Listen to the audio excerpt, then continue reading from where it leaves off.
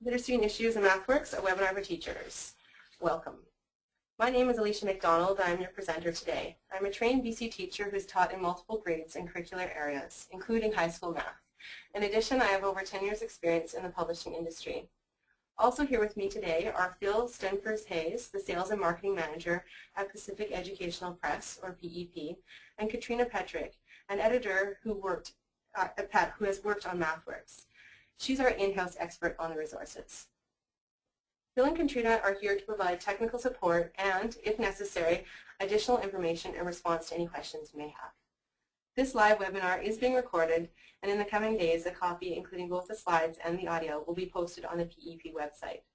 For those of you participating live today, this will give you a chance to return to the webinar if you'd like to find a web link, review an example, whatever the case may be. As well, any of your colleagues who missed the live version will also be able to view the webinar online. When it is posted, Phil will send a follow-up email with a link to the recorded webinar. Overview. I'd like to start off the webinar by first giving a brief background on why MathWorks is the way it is, reviewing some strengths and a potential catch. Then in the teaching strategies and teaching techniques sections, we will review some ideas as to how to address this literacy challenge with MathWorks. Lastly, we will devote some time to questions. As the webinar progresses, please feel free to type in questions as they occur to you, and we will do our best to address them at the end of the webinar. Background. MathWorks was written to coincide with the Western and Northern Canadian Protocol and is therefore the only authorized resource for apprenticeship and workplace mathematics. It was written as a result of the new curriculum, and here this orange link that you see is to the WNCP curriculum documents on their website, though these are very similar throughout Manitoba, Saskatchewan, Alberta, and British Columbia. In this new curriculum, there is a shift in the approach to teaching and learning math to place greater emphasis on making connections to students' prior knowledge and experiences, using manipulatives, visuals, and hands-on materials, and employing a variety of teaching strategies and techniques. Strengths. Since MathWorks is based on this curriculum, it emphasizes these same elements, which results in many of the text's strengths. MathWorks strongly emphasizes practical, real-world applications for the mathematics presented. What does this mean? Well, relevant learning, and hopefully an end to the ubiquitous math classroom question, why do we have to learn this? Another strength is a more interactive pedagogical method model for math.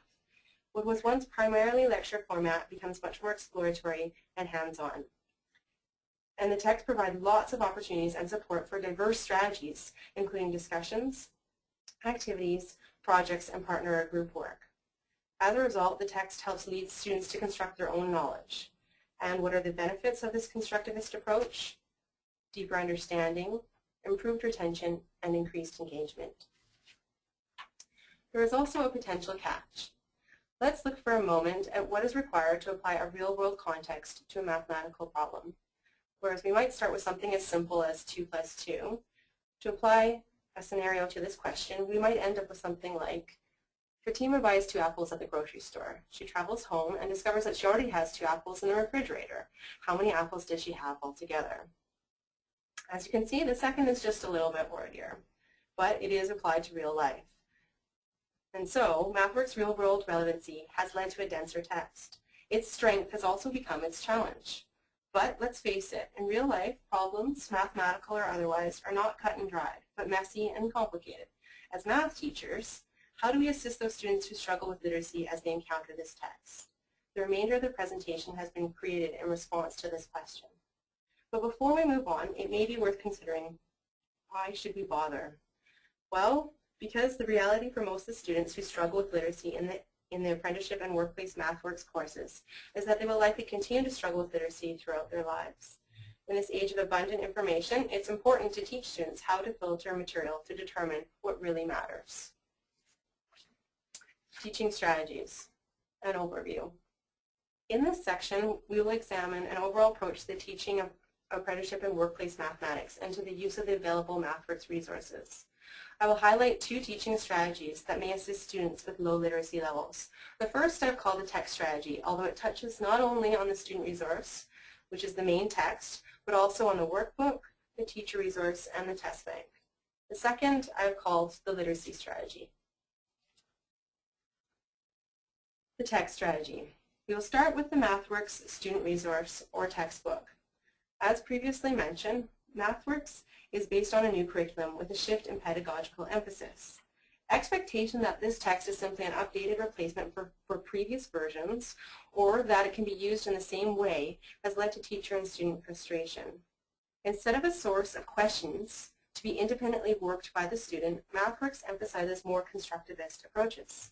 As a result, the text could instead be seen as a jumping off point. But what does this mean? Well, first of all, the text is a guide to the logical order for presenting the curriculum. The material is divided into chapters, chapter sections, and lessons. Furthermore, it is a comprehensive resource for teaching all the pieces of that curriculum, the required learning objectives.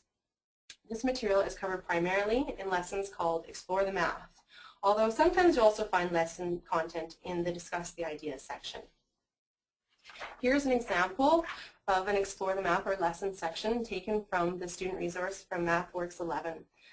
It's from the first chapter on slope and rate of change, and all the examples in this textbook strategy of the webinar are taken from the same section of the chapter, section 1.1, Rise Over Run, so that it is easier to make comparisons between the different resources as we take a look.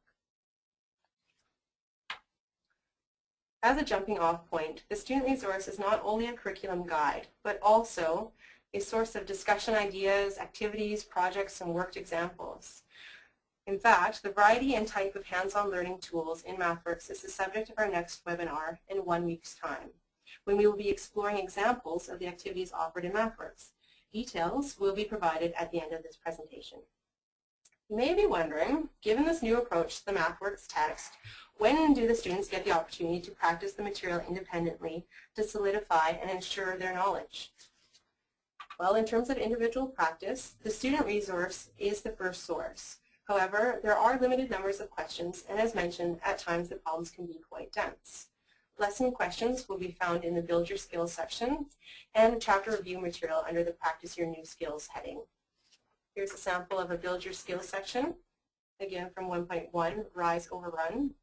And the real-world application is immediately apparent just by looking at the visuals alone. But also apparent is that it can be dense with lots of steps and lots of words. Here's a sample of Practice Your New Skills or chapter review questions. So where can teachers find more individual practice? Well, now we can turn to the associated resources. Like the text, the workbook covers the complete curriculum and is organized in the same manner with corresponding chapters and chapter sections. However, the workbook is simpler. There is less text in the lessons as well as in the questions. Also, since it is relatively inexpensive, under $20, students can purchase their own copies so that they can conveniently write directly in the book. We understand that due to literacy challenges, as well as, let's face it, pressures on teachers when being given an entirely new curriculum, an entirely new textbook, and to boot a curriculum that emphasizes a shift in teaching methods, many teachers are simply using the workbook to the exclusion of the student resource. But not using the text means that students miss all of that interactive learning we just highlighted, and will continue to do so at our second webinar. In terms of the lessons, the workbook contains review material, meaning the workbook reviews content that was taught in previous grades, content that the student resource assumes to be part of students' prior knowledge. It's worthwhile noting that the review material is unique to the workbook since the WNCP did not allow any review content to be included in the student resource. New information and lessons are also covered more briefly in the workbook under the section New Skills. Here's a sample taken from the review section of the workbook that covers material presented in previous years. So here again from section 1.1, Rise Over Run, we have review. And after this review lesson, there is also a couple of worked examples provided and questions based strictly on the review material. You may want to start each chapter section with this review to test or to refresh students' prior knowledge before moving on to the new material. And here is the new skills section or the new lesson. And notice that the format is simpler as compared to the text lesson, which we already viewed. It's simpler, but it's a little less detailed. In addition to the lessons, the workbook contains lots of practice questions. And if you're interested in fully worked solutions showing all the steps, a workbook solution CDs are available. As in the student resource, in the workbook, lesson practice questions are called Build Your Skills, and chapter review questions are also called Practice Your New Skills. And again, these tend to be a little more simply worded and have a fewer steps. In addition, for further practice in the workbook, there is a sample chapter test. Here are some Build Your Skills questions from the workbook. And again, the content is just a little more simplified in terms of how the questions are worded there at the bottom of the page. Another resource for individual practice is the teacher resource, which contains not only a blackline master of review material for each chapter titled Reviewing Prior Concepts, but also a sample chapter test, which could be used as or the basis for the real test. A final resource for individual practice is the test bank, a fantastic tool that we will go into more detail about in a future webinar on assessment. In addition to questions corresponding to each of the chapter sections, the test bank also has review questions under the heading Reviewing Prior Concepts. For example, in the MathWorks 11 test bank, there's a total of 737 questions total, of which close to 200 are review. The questions come in 3 formats: multiple choice, short answer, and problem, and can be used for extra practice, chapter review, or to create quizzes, tests, and final exams. Literacy strategy. In this section, we will borrow a page from our colleagues who work in literacy. These methods are in part taken from the Ontario Association of Mathematics Education.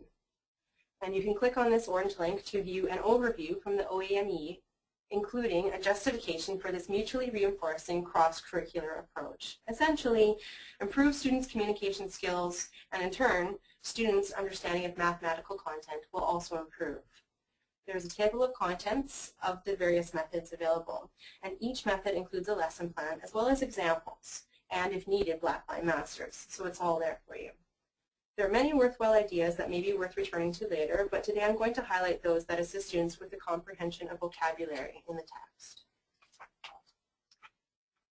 So the strategy that I'm going to highlight is